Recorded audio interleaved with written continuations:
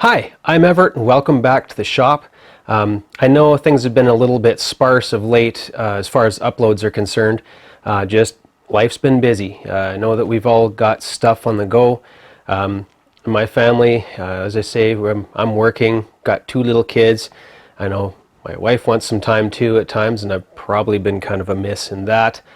Got stuff for the community and different things going on. So I will admit, I've had a few projects come through the shop, but I'm in the process of editing the video for them.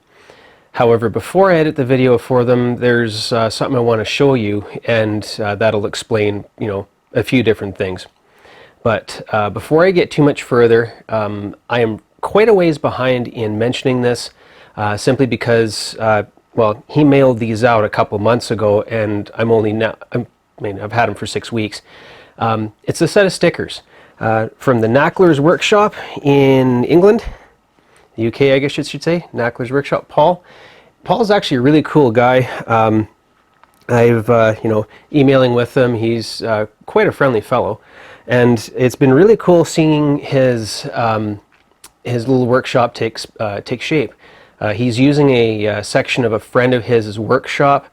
It's actually a wood shop, and he's setting up in the back there. And so, between that and a couple of new pieces of, well, new to him, pieces of equipment he's cleaning up and getting ready to work. He has a series on the MCO Unimat machine.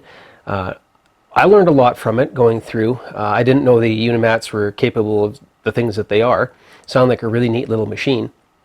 But yeah, he's got some really cool videos and stuff on the go, and I'm looking forward to seeing more from him. So the link to his channel is in the description below. By all means, please go check him out, see what he's up to. It's really fascinating.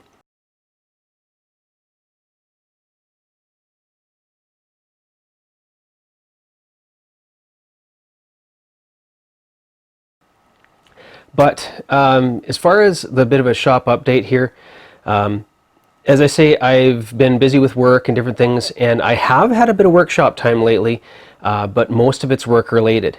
And again, most of those videos are still in the editing stage, and some will be multi-part. Let's just say that they're a bit longer and numerous parts to put in. The one side of the shop here, I'm getting close to being able to park in here with a smaller car. Once I get the tires out and move the pipe and stuff that was given to me by my brother-in-law. There's a bunch of tie rod ends and drag links and stuff from work I'm in the process of cutting apart. Just got those finished up. What I do is I take the straight bits and cut the straighter round chunks out, and then take the ball ends and the round ends, whatever, those all go back to work into the scrap metal bin. So I get some free who knows what carbon alloy steel, and the stuff I don't use just goes back to the bin. I kind of like this arrangement. But the big news is I got a new machine, well, new to me. After 3 years, over 3 years of watching Kijiji, which is a Canadian classified, online classified ad system for those of you from other places.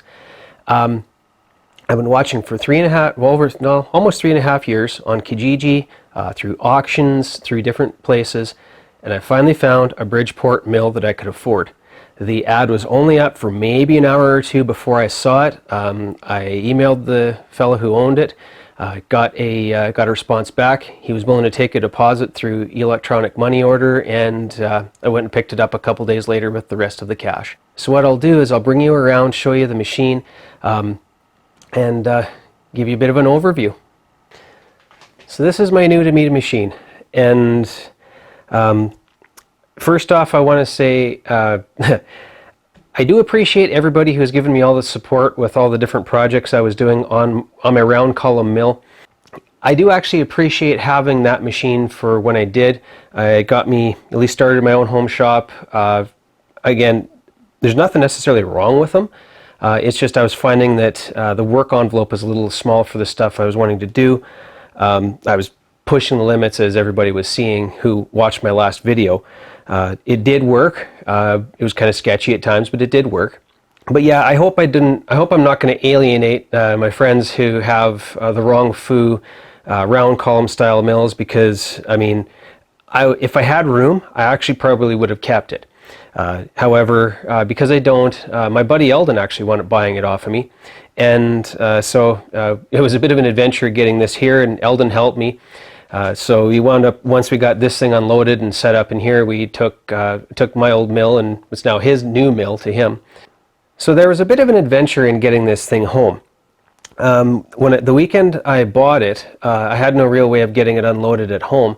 So what I did was I wound up taking it straight to the shop I work at. And I used the forklift there, got it out of the truck, put it in the corner. Boss found out about it the following Monday. And, or I guess it was a Tuesday when he found out. Well, it sat there for about a week and a half trying to figure out some way of getting it home. I was just finally making arrangements to get it home, and we wound up having a grain truck come through with an 8.3 liter Cummins in it, and the exhaust manifold gaskets were blown out. Well, further checking found the thing was significantly warped, so, well, my boss told me, grab the pallet jack, and grabbed it from the corner, this thing from the corner, plugged her in at the shop, and my first job was done before this thing even got home. It was machining a manifold and manifold extension for an 8.3 liter Cummins. And so yeah, that was kind of fun. So what I wound up doing to get it home was the trucking company next door. I know the fellow who owns it, pretty cool guy. He, well, with a little persuasion, he let me borrow his Zoom Boom telehandler forklift for the Saturday. And so what I wound up doing was my buddy Eldon and I went and picked this thing up. Loaded up in the truck with the Zoom Boom. He drove the pickup here. I drove the Zoom Boom from the trucking company to my house. It took a little while to drive down the highway and through the streets and whatever, and got a few funny looks, but as long as you got your four-ways on and your slow moving vehicle sign, you're good to go.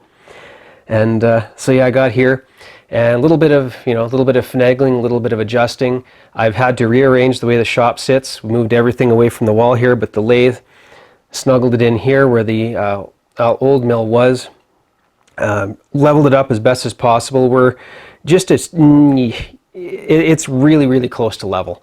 I have a machinist level, 6-inch machinist level, and it's almost perfectly level. It's not perfectly level, I know, but it's as close as I can get it, or as close as I could get it in a hurry that day. Plenty serviceable enough. As it is, I bet you this concrete's going to shift a little bit over time. So then what we wound up doing was loading up the old mill and putting it in the truck, and then we took it out to Eldon's place and unloaded it using a chain hoist from his rafters in his garage. So it's now living in his garage, and he's actually resetting up his workshop. His current workspace is basically underneath. It's a small closet in the basement is what it is. Leftover space, and it's fairly small. He's done amazing things out of it, but it's a small space. Now that he has a mill, he's going to expand out into the garage and move his workshop out there. So maybe as time goes on, he does some mods to it and make it his, then maybe you can get some pictures and stuff and update it. So I still get to see my old machine. But this one here, very thankful to have found it. Like I say, it took a while to find a machine I could afford. They tend to be cost prohibitive around here. And the price it was listed for, they were asking. My better half, I talked it over with her, and even she, because she's been kind of following with me, realized that it was a decent deal and said just go for it. So thanks, hon. Thank you for your support. She is really supportive of my crazy little hobby here. I'm very thankful. Now up here, you'll see that I'm using a pair of vice grips as the switch. That's because the knob is missing. When I got it, this box had actually been broken off, these welds. It didn't have the safety switch on it, so some of the projects I've done already before actually getting the safety switch set up to it. So you'll see some videos as I edit them come up, and that was basically this thing wired straight to the wall, which I realize is not a safe way of doing it. I don't like running unsafe equipment. It's just at that point I had to be extra careful and just get the job done for work. Now that I have this wired up, it's that emergency stop switch where if something goes sideways, it's off. To make it safe, what I did was I got one of those magnetic contactor setups with the heating coils. It wasn't cheap, but it's worth it if it's going to keep from killing you. And so what I wound up doing was wiring that in and putting this switch here in series with the shut-off switch in the box. I understand that this does not also push in the heater coil reset if necessary, but again, it's designed to be an emergency stop, and it does work.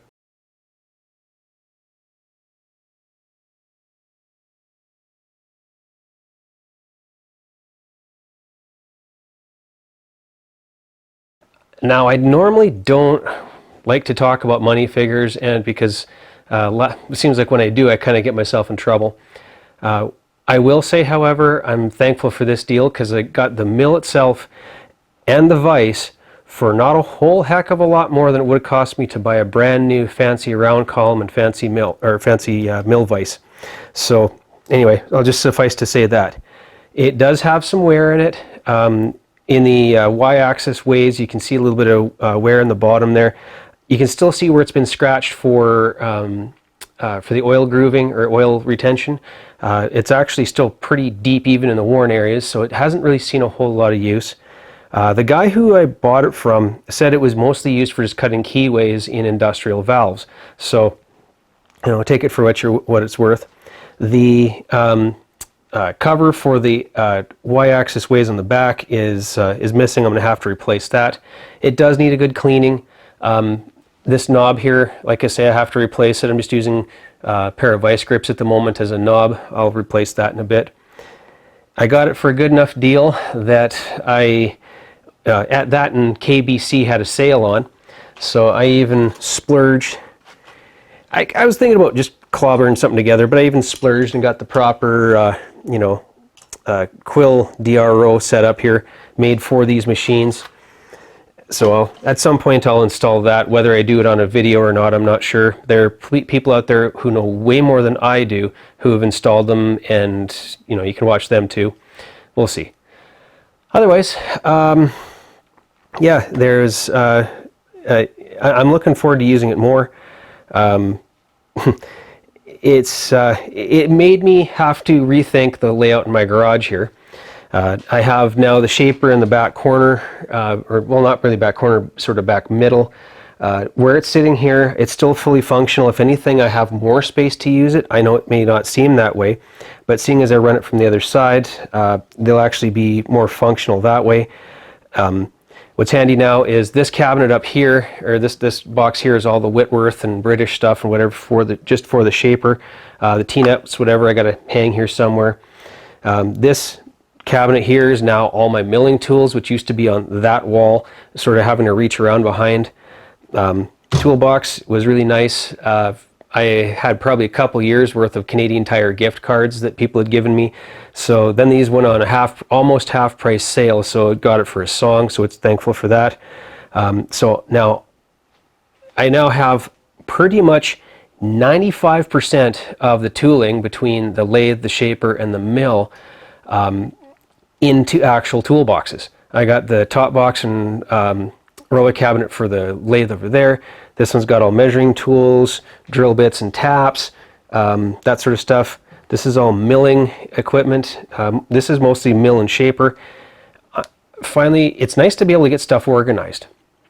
And with the beauty about this, the table saw that I'm using as a mobile it's accumulating workbench, it's on wheels, and these two are on wheels. So as far as parking a vehicle in here, I can just scooch these over in line with here, and that adds another foot worth or 30 centimeters, whatever, space into the parking area to be able to get doors open.